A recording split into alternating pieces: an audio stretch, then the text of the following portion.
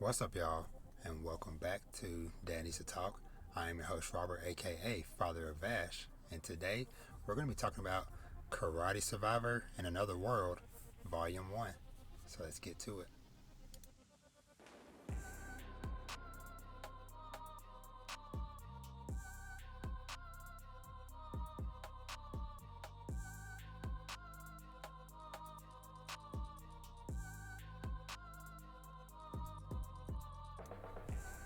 What's up, y'all? Welcome back to Dad Needs to Talk. As always, if this is your first time here, welcome. But if you've been rocking with me for a while, then welcome back. As always, if you are not already, make sure you are subscribed to both to the podcast feed as well as the YouTube channel so that you can get, notified and see all the new episodes and content and stuff that I do when they go up. So yeah, make sure to do that stuff. So yeah, let's dive right into what this is. So Karate Survivor, it is a fairly new series. Just recently started getting published in English a couple weeks ago, actually, with Volume 2 not far behind coming in November. But the series is published by Seven Seas, and the story is by the author's name is Yazan, and the artist is Takahito Kobayashi. And so, yeah, Karate Survivor. The general premise of it is that the main character is 34-year-old guy named Nozaki Hitoshi, and through certain circumstances, he ends up getting hit by a car, and it's kind of funny in a way because he is self-aware of that trope, because kind of at the beginning of the volume, he kind of like actually says like, hey, I bet you're wondering how I ended up in this situation. And he literally says, the cliche story of, was walking to work, a kid was about to get hit by a car. I pushed the kid out of the way from danger, and I got hit by a truck, and basically he appeared before God.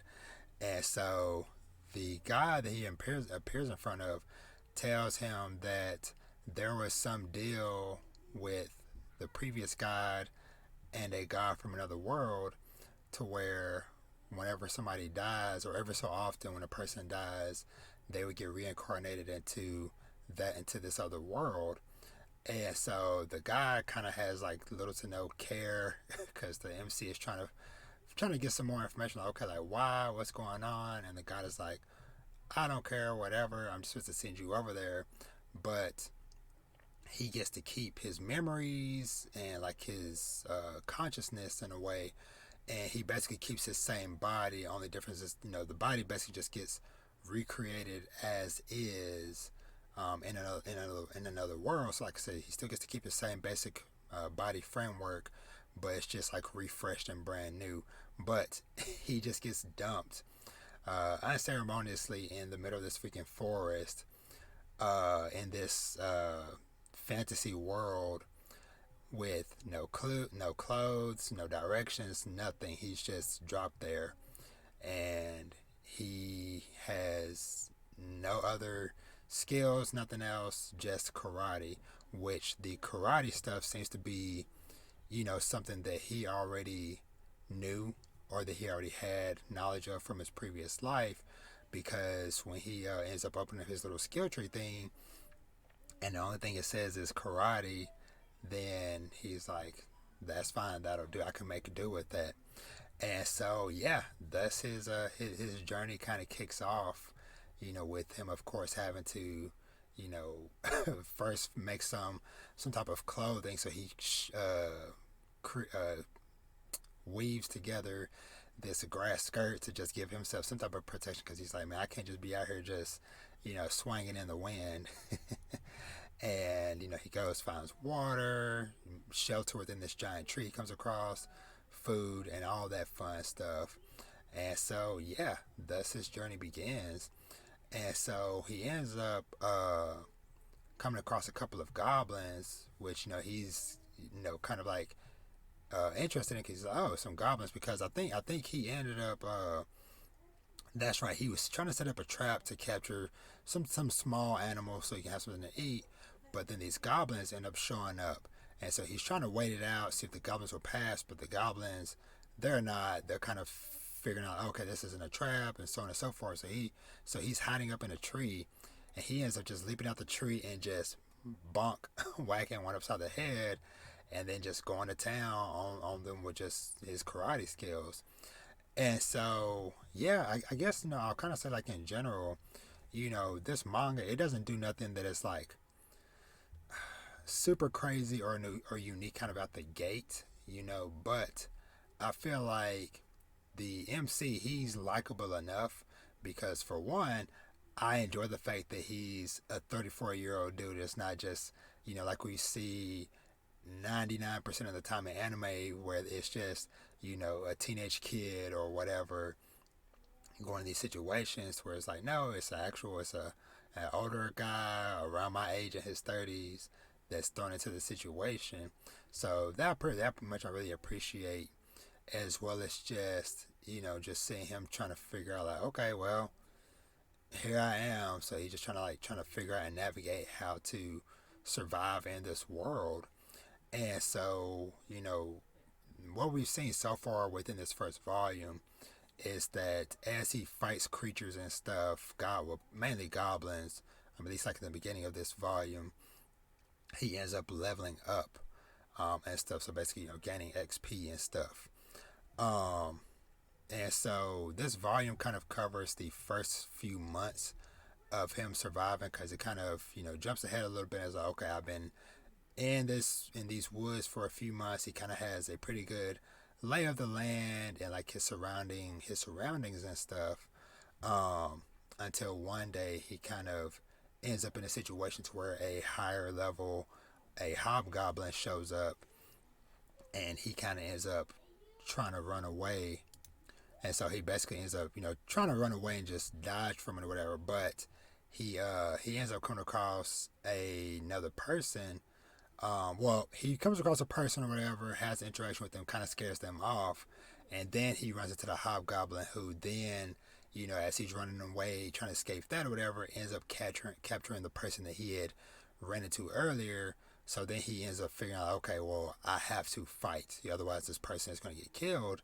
And so, yeah, so he ends up, having, this is like kind of like his first tough fight that he's had in a while, because he's reached a point where I think like at this point, like midway through, because this volume has about 6 chapters or whatever, so about midway through, he's noticing that he's not leveling up as fast, and basically it's taking more, he's having to defeat more goblins to gain experience to go up a level.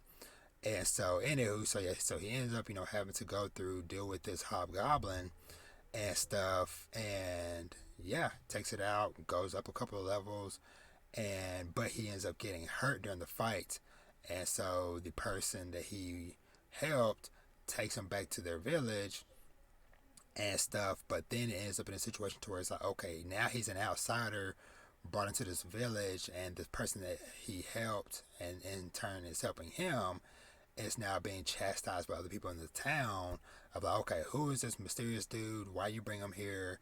So on and so forth. And so they're plotting to like try to kill the dude, try to kill this person, so on and all this stuff. And one thing I like about the MC is that he seems to have at least some form of a moral compass, to where, he wants to do right by people, especially ones that are doing right by him. And so he does his best to try to, stay out of the situation, let the person handle it. But then when they kind of end up backed in or kind of getting pushed into a corner, and pardon for, kind of like mild spoilers of this, but basically, because he is still healing from the fight with the hobgoblin, he ends up escaping the town and going back to the woods for a little bit to heal and to kind of like prepare, because he knows like, okay, this is his first time dealing with actual people. He's only dealt with goblins and small creatures and stuff to this point, so he doesn't know like how, like, if these people have skills, magic, different abilities or whatever. And so he ends up healing up and coming back to the town to end up confronting these people. And so kind of have a situation to where he ends up not realizing like he is so strong because he's been fighting these creatures that like he literally like punches one dude uh seemingly not hard, but ends up killing him. And so that's kind of like the first kind of like real struggle that this guy has of like, crap, I literally killed a person with just a single punch to the face. And so of course now that just creates more trouble because now everybody in town's like, oh my god, he killed somebody, we need to take him out. And then they end up bringing like this like super crazy dude, like super big dude in knight armor, and that's like a really cool fight of like him figuring out how to deal with somebody that has like plated armor and stuff. But anywho, they get past that situation. He ends up saving the lady that he helped earlier, but they end up realizing like, okay, we can't stay here. And so she ends up asking like, okay, hey, take me with you on your journey.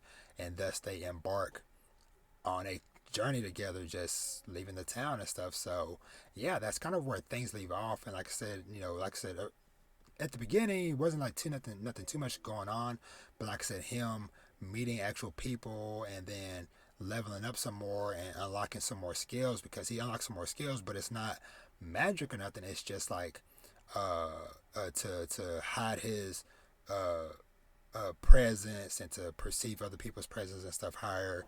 So yeah, so like I said, just fairly interesting. Like I said, at least interesting enough for me to want to pick up volume 2 when that comes out in November. So yeah, like I said, it doesn't do nothing like super crazy, but like I said, it's at least interesting enough for me to want to at least try at least one more volume before I fully say like, okay, yes, I'm good with it or no. But yeah, but like I said, I'm enjoying it so far, or enjoyed what I read of this first volume, and like I said, I'm interested in seeing more of this main character Hitoshi and what all he has going on, as well as this new person that's joining him on his quest and stuff. So, but yeah, so that's more or less it. One other thing I want to mention as well, like with the volume, is that I like to after every chapter or two, they kind of do this kind of like survival little guide thing where they talk about like, oh, like him having to make a fire, how that worked, or shelter, or fighting goblins, or whatever, or him with his karate. So I kind of like that extra little touch in the volumes of just like them giving just a little bit more world building and information. But yeah, like I said, just like I said, it's called, like I said, Karate Survivor in Another World. Like I said, first volume, I'll give it a okay.